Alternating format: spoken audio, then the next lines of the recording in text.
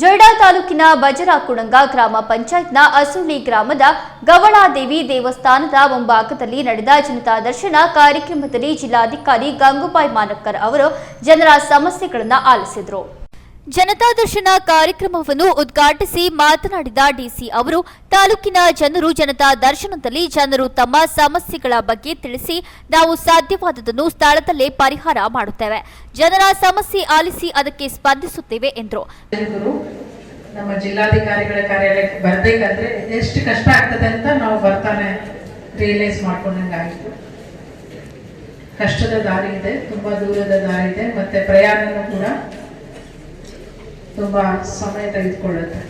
ಈ ಒಂದು ಕಾರ್ಯಕ್ರಮ ನಾವು ಇಲ್ಲಿ ಆಯೋಜಿಸಿರುವುದು ತುಂಬಾ ಅರ್ಥಪೂರ್ಣವಾದಂಥ ಮತ್ತೆ ಬಹಳ ಮಹತ್ವಪೂರ್ಣವಾದಂಥ ಕಾರ್ಯಕ್ರಮ ಆಗಬೇಕು ಅನ್ನೋ ನಿಟ್ಟಿನಲ್ಲಿ ಬಜಾರ್ಕುಣಂಗ ಗ್ರಾಮದಲ್ಲಿ ನಮ್ಮ ಸಹಾಯಕ ಆಯುಕ್ತರು ಈ ಒಂದು ಮಾಜಿ ಶಾಸಕ ಸುನಿಲ್ ಹೆಗಡೆ ಜಿಲ್ಲಾಧಿಕಾರಿಗಳನ್ನ ಸ್ವಾಗತಿಸಿ ನಂತರ ಮಾತನಾಡಿ ಜೊಯ್ಡಾ ತಾಲೂಕು ಹಿಂದುಳಿದ ಪ್ರದೇಶ, ಜಲಾಶಯಕ್ಕೆ ಮನೆ ಮಠ ಕಳೆದುಕೊಂಡವರಿಗೆ ಈವರೆಗೆ ನೀರಿಲ್ಲ.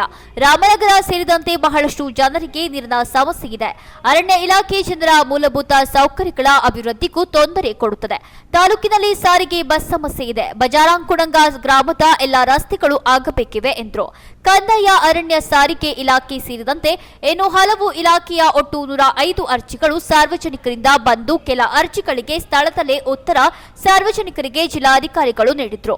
ಅರಣ್ಯ ಇಲಾಖೆ ಬಗ್ಗೆ ಸ್ಥಳೀಯ ಕುಣಬಿ ಮುಖಂಡರಾದ ಅಜಿತ್ ಮಿರಾಶಿ, ಸುಭಾಷ್ ಕಾವಡ ಮಾತನಾಡಿ ಅರಣ್ಯ ಇಲಾಖೆ ಅಧಿಕಾರಿಗಳು ಸ್ಥಳೀಯ ಜನರಿಗೆ ಕಿರುಕುಳ ನೀಡುತ್ತಿದ್ದಾರೆ. ಹಿಂದೆ ಜಿಪಿಎಸ್ ಆದ ಜಮೀನಿನಲ್ಲಿ ಅಡಿಕೆ, ಬಾಳೆ, ಗೇರು ಗಿಡಗಳನ್ನು ನೆಟ್ಟರೆ ಅದನ್ನು ಕಿತ್ತು ಹಾಕುತ್ತಾರೆ. ನಮ್ಮ ನೆಂಟರಿಷ್ಟರು ನಮ್ಮೂರಿಗೆ ಬಂದರೆ ಫಾರೆಸ್ಟ್ ಗೇಟ್ನಲ್ಲಿ ತಡೆಯುತ್ತಾರೆ.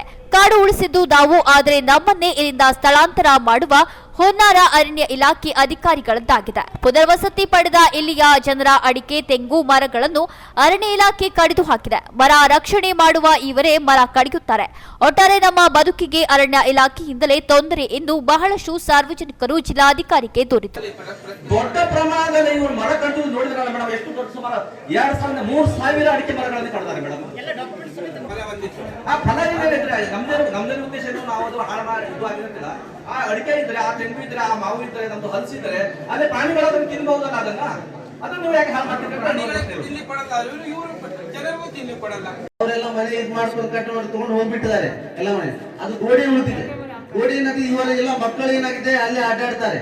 ಅದೇನಾಗಿದೆ, ಮಳೆಗಾಲದಲ್ಲಿ ಬೀಳಬಹುದು ಅಂತ ಇವರು ಮನೆ ಏನ್ ಮಾಡಿದಾರೆ, ಆ ಗೋಡೆಯನ್ನು JCB ಹಾಕಿ ಲೆವೆಲ್ ಮಾಡಿದ್ದಾರೆ ಅಂತ ಹೇಳಿ ಇವರು ಫಾರೆಸ್ಟ್ ಗಾರ್ಡ್ ಬಂದು ಇವ್ರು ಧಮಕಿ ಕೊಟ್ಟು ನಿಮ್ಗೆ ಅರೆಸ್ಟ್ ಮಾಡ್ಕೊಂಡು ಹಾಕ್ತೀವಿ ಅಂತ ಹೇಳಿದ್ದಾರೆ. ಯಾವ ತರ ಇವ್ರ ಜನ ಅಲ್ಲ ಮೇಡಮ್, ಇವ್ರದೇ ಜಾಗ.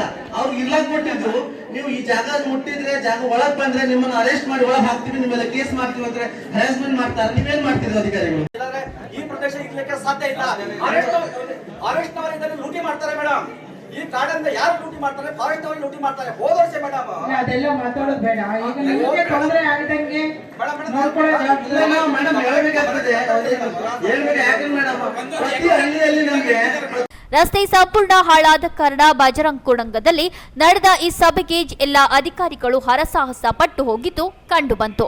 ಜಿಲ್ಲಾಧಿಕಾರಿಗಳ ಕಾರ್ಯಕ್ರಮ ಇದ್ದರೂ ಸ್ಥಳೀಯ ಆಡಳಿತ ರಸ್ತೆಗೆ ಮಣ್ಣು ಹಾಕಿಸುವ ಕೆಲಸ ಸಹಿತ ಮಾಡಿಲ್ಲ ಎಂಬ ಮಾತುಗಳು ಜನರಿಂದ ಕೇಳಿಬಂದವು. ಈ ಸಂದರ್ಭದಲ್ಲಿ ಜಿಲ್ಲಾ ಪಂಚಾಯತ್ ಸಿಇಒ ಈಶ್ವರ್ ಕಾಂಡು, ಸಹಾಯಕ ಆಯುಕ್ತೆ ಜಯಲಕ್ಷ್ಮಿ ರಾಯ್ಕೋಡ್, ಅಪರ ಜಿಲ್ಲಾಧಿಕಾರಿ ಪ್ರಕಾಶ್ ರಜಪೂತ್, ಬಜರಂಕುಣಂಗ ಅಧ್ಯಕ್ಷೆ ಸುನೀತಾ ಹರಿಜನ, ಜೊಯ್ಡಾ ತಹಶೀಲ್ದಾರ ಮಂಜುನಾಥ ಮುನ್ನುಳ್ಳಿ, ಅರಣ್ಯ ಇಲಾಖೆಯ ಹಳಿಯಾಳ ಡಿಎಫ್ಒ ಬಾಲಚಂದ್ರ, ಕುಂಬಾರವಾಡ ಎಸ್ಎಎಫ್ ಅಮಾರಕ್ಷಕ ಇತರರು ಇದ್ದರು. ಕಾರ್ಯಕ್ರಮವನ್ನು ರಾಜ್ಯ ಪ್ರಶಸ್ತಿ ವಿಜೇತ ಶಿಕ್ಷಕ ವಿಷ್ಣು ಪಟಕಾರ್ ನಿರೂಪಿಸಿದರು. ಕೇಂದ್ರ ಪ್ಲಸ್ ನ್ಯೂಸ್, ಜೊಯ್ಡಾ.